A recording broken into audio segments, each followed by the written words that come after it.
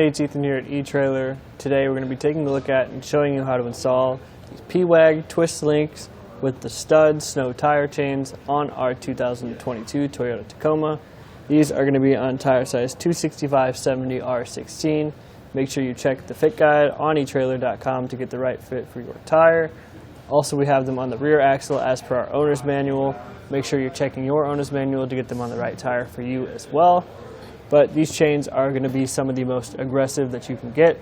They're made for off-road purposes only, whether that be forestry or ice road trucking, or maybe you have some property and you just need a little bit more grip out in the mud. These are going to be a good option for you, so let's check them out.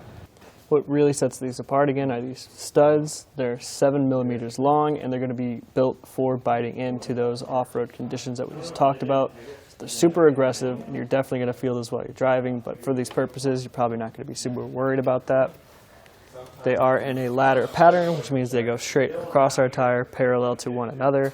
So again, they're going to help you get that initial bite in whatever conditions that you're in, and they're going to be really high profile, so they're going to be very bumpy, but you're not going to be worried about that.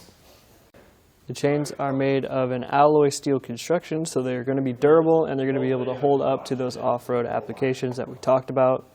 There are also these cam tensioners. There are 3 of them in the chains, which are going to help you get that initial tension and help you get that really snug fit. But they're not going to keep tensioning as you drive, so we do recommend picking up one of these rubber tensioners, and we show you how to install that in the install portion. But it's just going to help you maintain some of that tension while you're bumping and the chains are shifting around. The chains do come 2 to a set, and this lightweight, sort of plasticky, maybe nylon styled bag. As you can see here with those studs, we already have a hole poking through ours. So if you do get these chains, we definitely would recommend upgrading this to something that's going to be more durable. Maybe like a plastic tote or something that's going to be able to keep the chains more secure and to keep the weather out. But overall, the install process, honestly, for our tire size was a little bit tricky, just finding the right way to set the links up in the front and the back. Not super terrible, but you can check out how we did that right now. To install the chains, the first thing we want to do is lay them out flat. We just want to make sure that nothing is caught or twisted or tangled. We also want to make sure that we have these cams on the side facing us, because we'll have to interact with those. And we want to make sure the chains are facing the right way. With these chains, it should be pretty easy to identify which way you want them to face. So obviously we want these studs against or away from the tread of our tire. We'd rather have this flat part making contact with our tire. But these hoops are another way to check. Again, we want this flat side, not this hooks. But with the V-bars, it should be easy to tell. From here, we can grab towards the back one of these sets of links and start draping them over our tire. Just go slow, even though we have a good amount of wheel well clearance. We don't want to scratch anything up with those aggressive V-bars. So just take our time, get them in place, and then we can make our first connection on the back side. For that connection, we'll just fit this hook into one of the loose links on this side. It seems like we have a decent amount of slack here, so I'm going to go for the middle one. We still have the front connection and those cams to tighten up, so there's a good chance we might have to come back and adjust that in a second if we need to. Now we'll do the same thing on the front side. We'll fit one of these loose links into our hook. We have a decent amount of room over here, so I might go for the 4th one. And I'm probably going to actually have to tighten up that connection in the back before we start getting these cams. So we have our connection here now. I had to go back and forth from the front and the back, sort of just tweaking which link I have the front and the back on to try to make sure we have an equal amount of chain on the front and the back. So you might have to play with that too. But for now, we can use this provided lever tool, and we can start tightening down these cams. So I'm going to start with this one down here, and we'll just rotate that the other way, I believe. Yes, so counterclockwise, we'll go around to the top, same thing, and we should be able to get this 3rd one as well.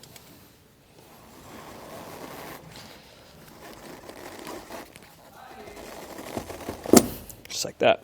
With the links set up the way we have them and all the cams tightened, the chains are really nice and secure on there, but we still recommend picking up one of these rubber tensioners just because we do get that initial tension into the chains, but as you drive, you're going to tend to shift things around.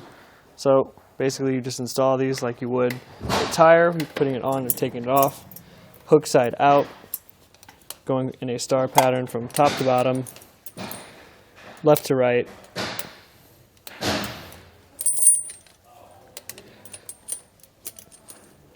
Just trying to keep things as evenly spread out as you can, just so that, again, once your chains start shifting around when you're driving, you have something in place to try to keep them secure. Once you have the chains and the tensioner installed, that's it. Just make sure you get the chains and the tensioner installed on your driver's side tire as well. Roll forward or backwards a few times just to make sure that everything is secure.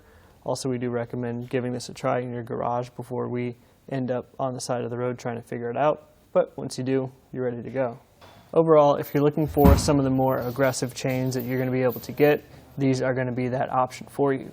They're rated for off-road purposes only, so you're not going to be able to use these on the road. They're only going to be used for those off-road purposes, whether that's just moving something in the mud or you have some property and you need a little bit of help getting some traction. These are going to be that option for you. They've got that alloy steel construction, so they're going to be durable and hold up over time. And I think overall, they are a good fit for a 2022 Toyota Tacoma.